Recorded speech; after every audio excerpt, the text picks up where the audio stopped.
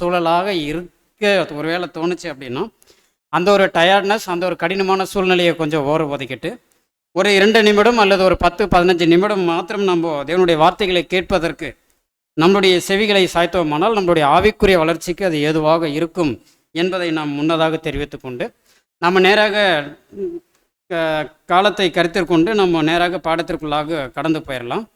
சகோதரர் சொன்னவனமாக நமக்கு கொடுக்கப்பட்ட அந்த ஒரு சிறுந்தலைப்பு என்னன்னா, துன்மார்க்கருடைய ஆலோசனையில் நடவாமல். இப்போ ஆலோசனைன்னா என்னன்னு நமக்கு தெரியும். சங்கீதம் 1:1 சொல்லப்பட்டிருக்கு, துன்மார்க்கருடைய ஆலோசனையில் நடவாமலும். ஆலோசனைன்னா என்னங்க? ஆலோசனை சொல்லிட்டிங்கன்னா துன்மார்க்கர் யாருன்னு நம்ம கண்டுபிடிச்சி பாடத்தை சீக்கிரம் முடிச்சிடலாம். ஆலோசனைன்னா நமக்கு எல்லாருக்கும் எளிமையாக தெரியும் இல்லைங்களா? அப்போ ஒருத்தர் ஆலோசனை சொல்லுவார், ஒருத்தர் கேட்பார். அதன் கேட்டு தான் அவங்க என்ன பண்ணுறாங்கன்னா நடக்கிறாங்க. இப்போ துன்மார்க்கன் யார்? ஆலோசனை கொடுக்குறவர் தான் துன்மார்க்கருங்களா? அப்போ யாரோ ஒருத்தர் அப்போ துன்மார்க்கனாக இருந்து நமக்கு ஆலோசனை கொடுக்குறாங்களா? அதன்படி நாம் நடக்கக்கூடாதுங்களா? அப்போது சங்கீதக்காரனாகிய தாவீது என்ன சொல்ல வர்றார்? அப்போ சங்கீதக்காரனாகிய தாவீது ஒருவேளை அவருடைய வாழ்க்கையில் அது இந்த ஒரு சூழல் கடந்து வந்திருக்குமா? நம்ம அப்படியே யோசிச்சு பார்த்தனாலும் தாவீதினுடைய வாழ்க்கையில் துன்மார்க்கனுடைய ஆலோசனையில் தாவீது என்னைக்காவது செயல்பட்டுட்டாரா? இல்லைங்களா? செயல்பட்டாருங்களா? துன்மார்க்கருடைய ஆலோசனையில் தாவீது செயல்பட்டாரா அல்லது நடந்தாரா? கேள்வி கேட்கறது புரியுதுங்களா? சிலர் இப்படிங்கிறீங்க, சிலர் இப்படிங்கிறீங்க. நடந்தார்.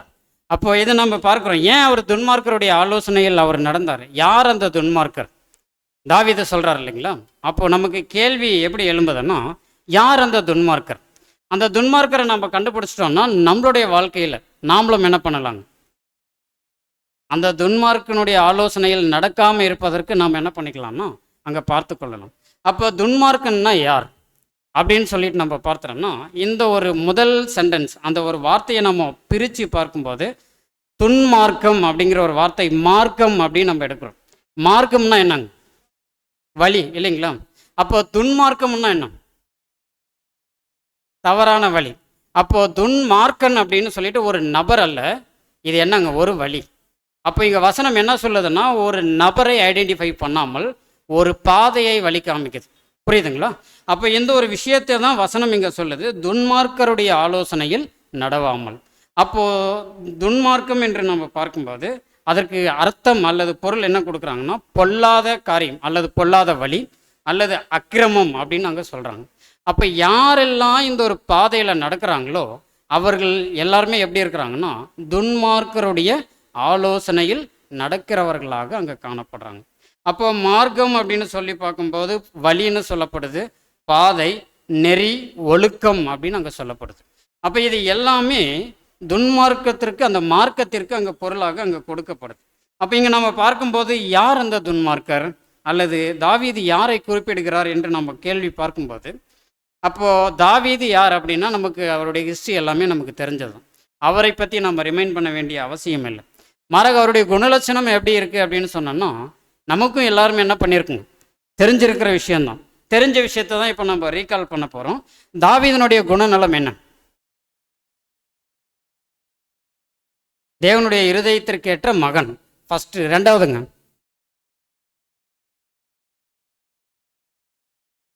அப்போ பார்த்தீங்களா முன்னாடி வேற மாதிரி, பின்னாடி என்ன பண்ணியிருக்காருன்னா வேற மாதிரி இருக்கு.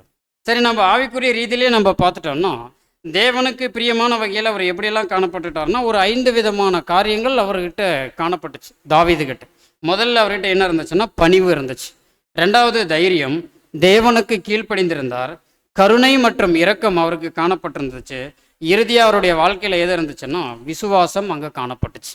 அப்போ இந்த ஒரு விஷயம், இந்த 5 விதமான காரியம் தாவீதனுடைய வாழ்க்கையில் என்ன பண்ணுச்சுன்னா காணப்பட்டது.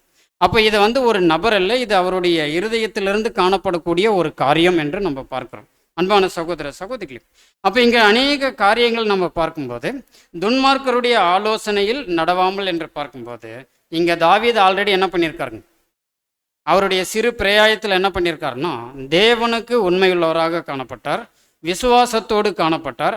கோலியாத்து தாவீதனுடைய சம்பவத்தை வைத்து பார்க்கும்போது அந்த ஒரு தருணத்தில் கோலியாத்தை எப்படி தாவீது வீழ்த்தி அடிக்கிறார் என்று பார்க்கும்போது அவர் கையில் இருந்தது என்னென்னதாங்க? கூழாங்கல் மற்றும் கவன் இல்லைங்களா? 5 கூழாங்கல்லையும் ஒரு கவனையும் வைத்து ஒரு பலசாலியான ஒரு எதிரியை என்ன பண்ணுறாருன்னா வீழ்த்தி அடிக்கிறார். காரணம் என்னன்னா தேவன் மீது அவர் வைத்திருந்த நம்பிக்கை அல்லது தேவன் மீது அவருக்கு காணப்பட்டுட்டதான ஒரு விசுவாசம். பின்னாளில் நம்ம பார்க்கும்போது அநேக காரியங்கள் அவருக்குள் வருது போகுது, இது அப்படியாக இருந்துச்சு. ஆக இங்கே நம்ம பார்க்கும்போது தாவீது செய்யாத தவறுகள் ஏதாவது இருக்கா? தாவீது செய்யாத தவறு ஏதாவது இருக்குங்களா? எதுவுமே இல்லைங்களா? தாவீது எந்த தப்புமே செய்யலைங்களா? அப்போ அப்படி இருக்கும்போது ஏன் அவருடைய தேவனுடைய இருதயத்துக்கு ஏற்றவராக அவர் காணப்பட்டாருங்க? தவறு செஞ்ச தாவீது அவர் தேவனுடைய இருதயத்திற்கு ஏற்றவராக ஏன் காணப்படணும்? பார்த்தீங்களா? அதுதான் விஷயம். அப்போது அவர்களுடைய மனிதன், அதாவது தாவீதனுடைய வாழ்க்கையில் பாவம் காணப்பட்டுச்சு. பின்னாளில் அந்த பாவம் பின்தொடராத வண்ணம் அவர் என்ன பண்ணிட்டாருன்னா பார்த்துக்கின்றார். ஸோ அதே போல தான் நம்மளுடைய வாழ்க்கையிலேயும் நாம் என்ன பண்ணிடக்கூடாதுன்னா, பாவம் பலவீனமான மனிதர்கள் தான் நாம் பாவத்திலேயோ அல்லது பலவீனத்திலேயோ வீழ்ந்துட்டோம்னா மீண்டும் அந்த ஒரு பாவமோ அந்த பலவீனத்திலேயோ நம்ம என்ன பண்ணிடக்கூடாதுங்க, பிரவேசிச்சிடக்கூடாது. ஸோ இது ரொம்ப முக்கியமான ஒரு காரியமாக இருக்குது அன்பான சகோதர சகோதரி. அப்போது நீதிமான்கள் துன்மார்க்கருடைய ஆலோசனையில் என்ன பண்ண மாட்டாங்க, நீதிமான்கள் துன்மார்க்கருடைய ஆலோசனையில் நடக்க மாட்டாங்க. இப்போ யார் நீதிமான்? முதல்ல யார் துன்மார்க்கர்னு கேட்டீங்க, இப்போ யார் நீதிமான்னு கேட்குறீங்க அப்படின்னு கேள்வி எழுப்ப வேணாம். அப்போ யார் நீதிமான்கள் அப்படின்னா, தேவனுடைய வார்த்தையை கேட்டு அதன்படி நடக்கிறவர்கள் எல்லாருமே என்ன பண்ணியிருக்காங்கன்னா நீதிமான்கள். ஸோ இப்போ துன்மார்க்கருடைய ஆலோசனை என்று நம்ம பார்க்கும்போது இந்த நீதிமான்கள் துன்மார்க்கருடைய ஆலோசனையில் நடக்க மாட்டார்கள் என்று நம்ம பார்க்குறோம். அப்போது நீதிமான்களை சுற்றி அநேக துன்மார்கள் இருக்காங்க, அநேக துன்மார்க்கர்கள் அங்கே இருக்கிறாங்க அப்படின்னு நம்ம பார்க்குறோம். இந்த உலகத்தில் நீதிமான்கள் அதிகமாக இருப்பதை காட்டிலும் துன்மார்க்கர்கள் என்ன பண்ணுறாங்கன்னா அதிகமாக இருக்கிறாங்க. ஸோ இந்த ஒரு காரியத்தையும் நம்ம முன்வைக்கிறோம். அப்போ நீதிமான்கள் தேவனுக்கு என்ன பண்ணுறாங்கன்னா பயப்பட்டு அல்லது பயபக்தியோடு நீதிமான்கள் ஜீவிக்கிறாங்க. ஆனால் துன்மார்க்கர் எப்படி இல்லைன்னா பயபக்தியோடு ஜீவிக்கிறதில்லை. அதாவது என்ன தெளிவாக சொல்லணும்னா தேவனுக்கு பயப்படுகிறதே கிடையாது இந்த துன்மார்க்கர் என்று நம்ம பார்க்கிறோம். அப்போது இன்னும் துன்மார்க்கரை குறித்து அநேக காரியங்கள் நம்ம 1 by 1 வச்சுட்டு போகலாம். என்னன்னா பிரமாணங்களுக்கு தேவனுடைய தெய்வீக திட்டங்களுக்கு அல்லது பிரமாணங்களுக்கு கட்டளைகளுக்கு துன்மார்க்கர்கள் என்ன பண்ணுறதில்லைன்னா கீழ்படியறது இல்லை அப்படின்னு நம்ம பார்க்கிறோம். அப்போ இந்த துன்மார்க்கர்கள் இன்னும் எப்படி வேதம் அடையாளம் காண்பிக்குதுன்னா கலகம் பண்ணக்கூடிய நபர்களாக காணப்படுவார்களாம் அந்த துன்மார்க்கர்கள். அப்போ யார் அந்த துன்மார்க்கர்கள், எப்பேற்பட்ட கலகம் பண்ணக்கூடியவர்களாக காணப்படுறாங்க அப்படின்னு பார்க்கும்போது 2 பாயிண்ட் அங்கே முன்வைக்கிறாங்க.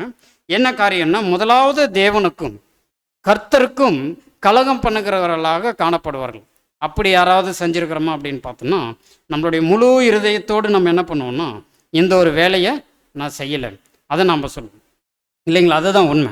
ஆனால் அதுதான் பொய் அப்படின்னு நம்ம சொல்கிறோம். என்ன அப்படின்னு சொல்கிறோம்னா, தேவனுடைய தெய்வீக திட்டங்களுக்கு தேவன் மீது தேவனுடைய உள் வார்த்தைகளை நம்ம உள்வாங்கி நல்மனசாட்சியின் உடன்படிக்கை செய்து கொண்ட நாம் நீதிமான்கள் ஆவதற்கு அழைக்கப்பட்ட நாம் நீதிமான்களாக எண்ணப்பட்டு இருக்கிற நாம் இப்போ என்ன பண்ணிடுறோங்க, நீதிமானாக வாழாமல் அல்லது நீதிமான் நிலையை நாம் காத்து கொள்ளாமல் கலகம் செய்யக்கூடியவர்களாக செய்து கொண்ட உடன்படிக்கைக்கு உண்மை உத்தமம் காண்பிக்காமல் இருக்கும்போது கலகம் பண்ணுகிறவர்களாக காணப்படுறோம் என்று அங்கே சகோதரர் குறிப்பிட்டதை நம்ம பார்க்குறோம். 2வது பாயிண்ட் அங்கே என்ன சொல்ல வர்றாருன்னா, உடன் அங்கங்களுக்கு கலகம் செய்யக்கூடியவர்களாக அங்கே காணப்படுறாங்க. இதை நம்ம டீட்டெயில் நம்ம பண்ண விரும்பலை.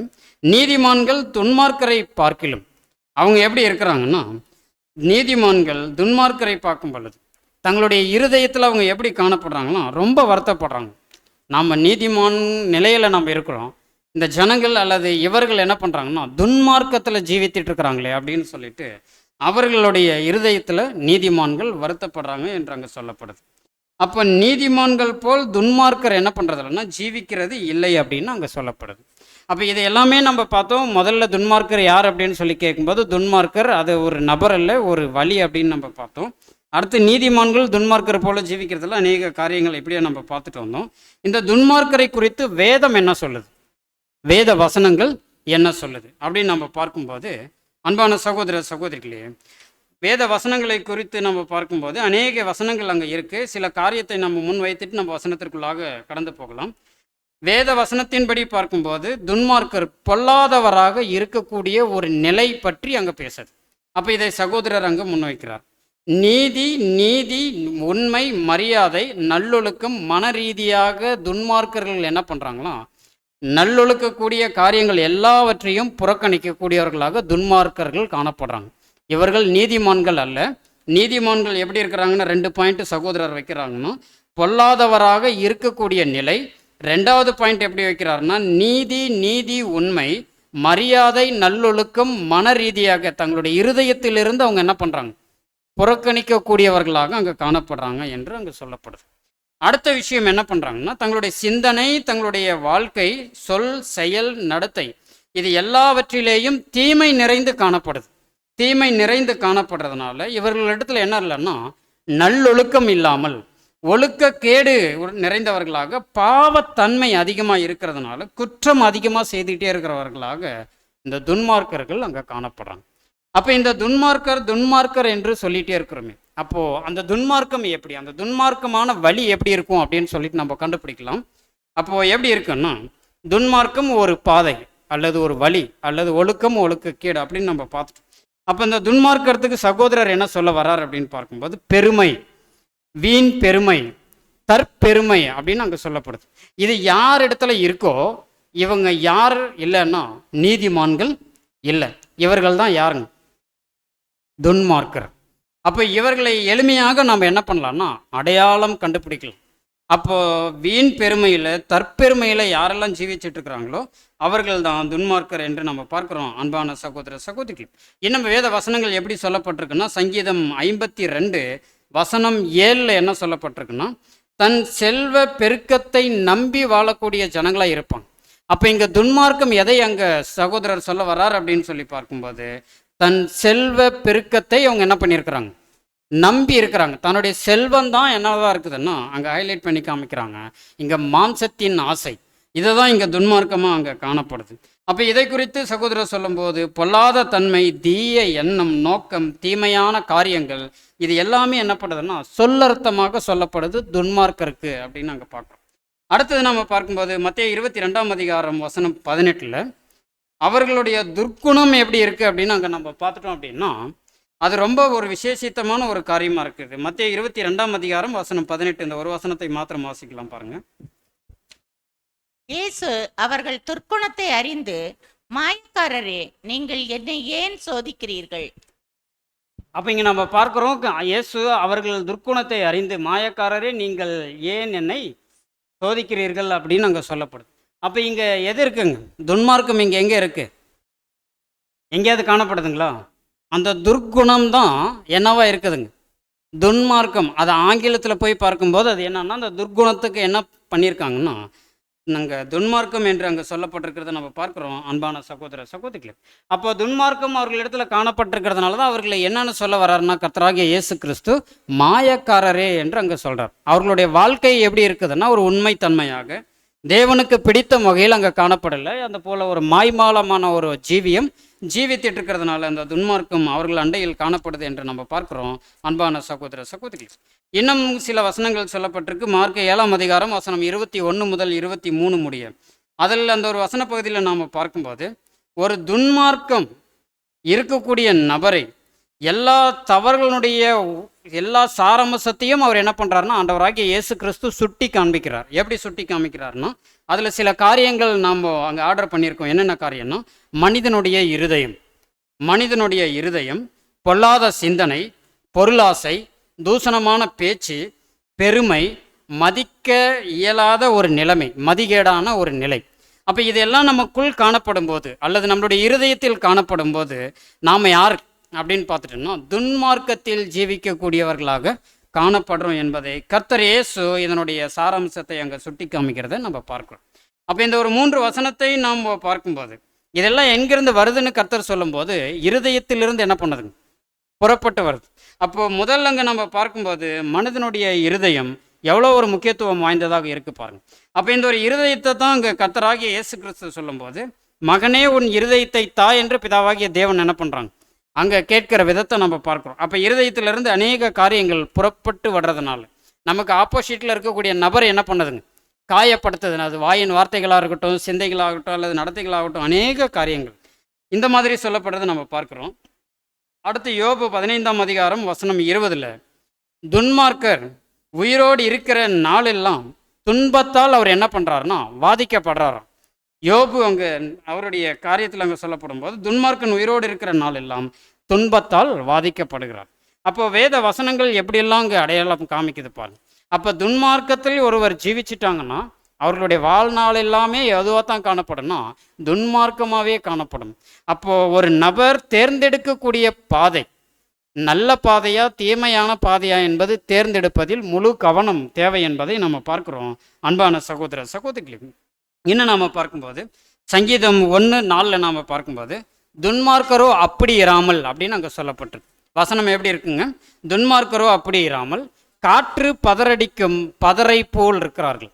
அப்போது கோதுமை மணி வகுப்பார், நாமெல்லாம் யாருங்க? கோதுமை மணி வகுப்பார். அப்போ மணி வகுப்பாராக இருக்கக்கூடிய நாம் தேவனுக்கு ஒரு உண்மைத்தன்மை அல்லது நிரூபணம் நம்மளுடைய குணலட்சணத்தில் நிரூபிக்கும் போது நாம் எப்படி இருந்துடக்கூடாதுன்னா பதர் போல இருந்துடக்கூடாது. அதுதான் போலித்தன்மை என்று அங்கே சொல்லப்படுது. அதுதான் துன்மார்க்கம் என்று சொல்லப்படுது நம்ம பார்க்குறோம். அப்போ துன்மார்க்கர் நியாய தீர்ப்பிலும் நீதிமான்களுடைய சபையிலும் அவங்க என்ன பண்ணுறதில்லைங்க, நிலை நிற்கிறது இல்லை அப்படின்னு சொல்லி பார்க்குறோம். அவங்க ஆசிலேஷன்லேயே இருந்துட்டு இருப்பாங்க. அப்போ இன்னும் நாம் அநேக வசனங்கள் நம்ம பார்க்குறோம். சங்கீதம் 10:2 அநேக வசனங்கள் சொல்லப்பட்டிருக்கு. துன்மார்க்கன் தன் பெருமையினால் துன்பப்படுகிறான் என்று வசனம் சொல்லப்பட்டிருக்கு. அப்போ துன்மார்க்கம் ஒருவர் தேர்ந்தெடுத்து அந்த பாதையில் நடக்கும்போது அவர் பெருமையில் அவர் என்ன பண்ணிட்டு இருக்கிறாருன்னா ஜீவிச்சிட்டு இருக்கிறாரு. அது அவருக்கே தெரியாத ஒரு நிலைமையாக அங்கே இருக்கும். அடுத்தது அதிலே 3வது வசனத்தை நம்ம பார்க்கும்போது தன் உள்ளம் எதை இச்சிக்கிறதோ அந்த ஒரு விஷயத்தில் பெருமை பாராட்டி அவர் திருப்திப்படுத்த போகிறான். சங்கீதம் 10:3 இப்படியாக அங்கே சொல்லப்பட்டிருக்கு. சங்கீதம் 10:4 என்ன பண்ணியிருக்குதுன்னா துன்மார்க்கன் தேவனை அவர் என்ன பண்ண போகிறதில்லன்னு ஒரு காலமும் அவர் தேடக்கூடிய ஒரு நபராக காணப்பட மாட்டார். துன்மார்க்கமான பாதையில் செல்லக்கூடியவர். அடுத்தது வசனம் 13 எப்படி இருக்குன்னா துன்மார்க்கன் தேவனை அவர் என்ன பண்ணுறாருன்னா அசட்டை பண்ணக்கூடிய நபராக காணப்படுறார். அப்போ அந்த பாதை எவ்வளோ ஒரு முக்கியத்துவம் வாய்ந்ததாக அங்கே இருக்கு பாருங்கள். சங்கீதம் 37:12 நம்ம பார்க்குறோம். துன்மார்க்கன் நீதிமானுக்கு விரோதமாக என்ன பண்ணுறாருன்னா தீங்கு நினைக்கிறாராம். அது ஒரு நாள் இல்லை, தினந்தோறும் அல்லது நாள்தோறும் துன்மார்க்கன் நீதிமானுக்கு நாள்தோறும் தீங்கு நினைக்கக்கூடிய காரியங்கள் செயல்படுது. இதுக்கு ஒவ்வொன்றுக்கும் ஆழமான காரியங்கள் இருக்குது. நம்ம வசனத்தை மாத்திரம் நம்ம ரிமைண்ட் பண்ணிட்டு வரோம். அடுத்து சங்கீதம் 37 மற்றும் 32 என்ன சொல்லப்பட்டிருக்குன்னா துன்மார்க்கன் நீதிமானை கொலை செய்ய வகை தேடுகிறவராக காணப்படுறார். அப்போ துன்மார்க்கமான பாதையில் செல்லக்கூடிய ஒரு நபர் எந்த நிலையில் இருக்கிறாருன்னா நீதிமானை கொலை செய்யக்கூடிய ஒரு நிலைக்கு அவர் என்ன பண்ணிடுறாரு, கடந்து போகிறார். ஸோ அன்பு சகோதர சகோதரிகளையும் அப்போ இந்த விஷயத்தில் ஜாக்கிரதை உள்ளவர்களாக இருக்கும். இன்னும் சங்கீதம் 39:1 துன்மார்க்கத்திலும் என் வாயை கடிவாளத்தால் அடக்கி அப்படின்னு அங்கே சொல்லப்பட்டிருக்கு. அப்போ இங்கே துன்மார்க்கம் எதை சொல்லப்படுறாரு அப்படின்னா நாவு எவ்வளோ ஒரு கேர்லெஸ்ஸான சில காரியங்கள் நம்ம என்ன பண்ணிடுறோங்க, டக்குன்னு பேசிடுறோம். ஆனால் அது கூட எது தான் காணப்படுதுன்னா துன்மார்க்கமாக காணப்படுது அங்கே நம்ம பார்க்குறோம். நீதிமொழிகள் 6:12 நம்ம பார்க்கும்போது பேலியாளின் மனுஷன் துன்மார்க்கன் என்று சொல்லப்படுது. அப்போ பேலியாள்னா யாருங்க, நமக்கு தெரியும் இல்லைங்களா? பேலியாள்னா நம்ம ஆல்ரெடி கேட்ட விஷயங்கள். அந்த மனுஷன்தான் துன்மார்க்கர் என்று சொல்லப்படும். அப்போ நாம் எல்லாம் புது சிருஷ்டி, தேவனுடைய பிள்ளைகள், கர்த்தர் இயேசுவினுடைய அடிச்சுவட்டை பின்பற்றி நடக்கக்கூடிய நாம் பேலியாளின் மனுஷன்தான் துன்மார்க்கன் என்று அறிந்த பிற்பாடு இந்த பாதையில் பிரவேசித்தோம்னா தேவனுக்கும் நமக்கும் உண்டான உறவு என்ன பண்ணாதுங்க, நீடித்து இருக்காது என்று நம்ம பார்க்குறோம். அன்பான சகோதர சகோதரி, அப்போ இந்த துன்மார்க்கன் ஆலோசனையில் நம்ம என்ன பண்ண போகிறது இல்லைன்னா ஜீவனுக்கு ஏதுவான வழி நடத்துதல் இருக்க போகிறது இல்லை என்று நம்ம பார்க்குறோம். அப்போ நீதிமானுடைய ஆலோசனை தான் நம்ம எங்கே வழி நடத்துதுன்னா ஜீவனுக்கு ஏதுவாக வழி நடத்துது. அப்போ எவ்வளோ ஒரு மேன்மையான ஒரு விஷயம் நீதிமானுடைய ஆலோசனை. யார் அந்த நீதிமான்? கர்த்தராகிய இயேசு கிறிஸ்து, பிதாவாகிய தேவனுடைய வாயின் வார்த்தைகள். கர்த்தர் இயேசு என்ன பண்ணிட்டாருங்க, ரெப்ரசன்டேட்டிவாக இருந்து அங்கே பேசப்பட்டுட்ட அநேக காரியங்கள், இது எல்லாமே நம்மை மேன்மையான ஒரு ஆசீர்வாதத்துக்கு அங்கே வழி நடத்துறதுக்கு ஏதுவாக அங்கே காணப்படுது. இன்னும் வேத வசனங்கள் இந்த துன்மார்க்கரை குறித்து எப்படி அடையாளம் காண்பிக்குது என்று நம்ம பார்க்கும்போது துன்மார்க்கர் தேவ பக்தி அற்றவர்கள் துன்மார்க்கர் என்று அங்கே அடையாளம் காண்பிக்கப்படுது. இன்னும் இவர்கள் எப்படி இருக்கிறாங்கன்னா உலக பிரகாரமான ஒரு ஜீவிக்கக்கூடியவர்கள் துன்மார்க்கர் என்று அங்கே சொல்லப்படுறதை நம்ம பார்க்குறோம். அப்போ உண்மை திருச்சபையிலும் பொல்லாத மற்றும் சோம்பேறி ஊழியர்கள் இவர்கள் தான் யாருன்னு அங்கே அடையாளம் காண்பிக்குதுன்னா துன்மார்க்கர்.